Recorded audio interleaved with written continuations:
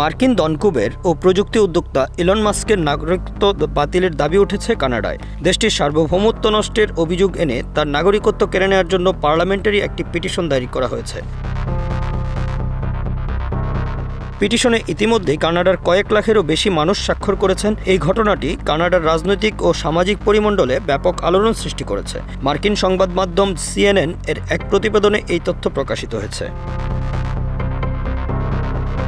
Elon Musk, যিনি বর্তমানে বিশ্বের সবচেয়ে ধনী ব্যক্তিদের একজন, তার জন্ম দক্ষিণ আফ্রিকার প্রিটোরিয়ার একটি ধনী পরিবারে। পরবর্তীতে তিনি তার মা মে মাস্কের মাধ্যমে কানাডার নাগরিকত্ব লাভ করেন। তবে বর্তমানে তিনি মূলত মার্কিন যুক্তরাষ্ট্রের নাগরিক এবং সেখানে তার ব্যবসায়িক ও রাজনৈতিক প্রভাব অপরিসীম।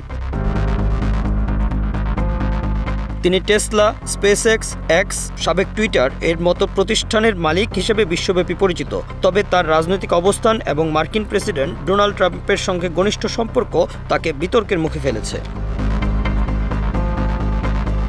পিটিশনে অভিযোগ করা হয়েছে যে ইলন মাস্ক একজন বিদেশি সরকারের সদস্য হিসেবে কানাডার সার্বভৌমত্বকে ক্ষুণ্ণ করার চেষ্টা করছেন। তিনি মার্কিন যুক্তরাষ্ট্রের নাগরিক এবং প্রেসিডেন্ট ডোনাল্ড ট্রাম্পের একজন শীর্ষ উপদেষ্টা। ট্রাম্পের সঙ্গে তার ঘনিষ্ঠ সম্পর্ক এবং কানাডা বিরোধী ট্রাম্পের বক্তব্য এই অভিযোগকে আরও শক্তিশালী করেছে।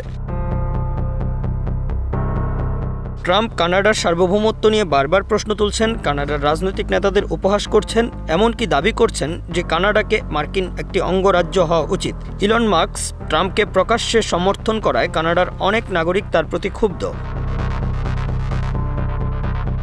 কানাডার ফেডারেল আইন প্রণেতা চার্লি অ্যাঙ্গাস এই পিটিশনের পক্ষে কথা বলেছেন। তিনি বলেছেন, এই প্রক্রিয়ার মাধ্যমে মানুষ অলিগার্ক এবং চরমপন্থীদের ক্রমবর্ধমান শক্তির বিরুদ্ধে তাদের ক্ষোভ প্রকাশ করার সুযোগ পাচ্ছে। অ্যাঙ্গাস, যিনি কানাডার বামপন্থী নিউ ডেমোক্রেটিক পার্টির সদস্য, তিনি ইলন মাস্কের মতন ব্যক্তিদের কানাডার শত্রু হিসেবে অভিহিত করেছেন। তার মতে, মাস্কের কর্মকাণ্ড এবং রাজনৈতিক অবস্থান কানাডার স্বার্থের পরিপন্থী।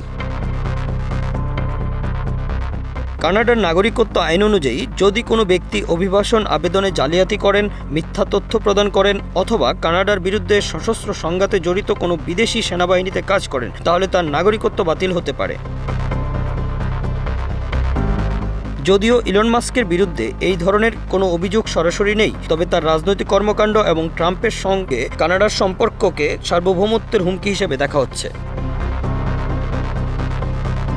Bangla affairs news desk.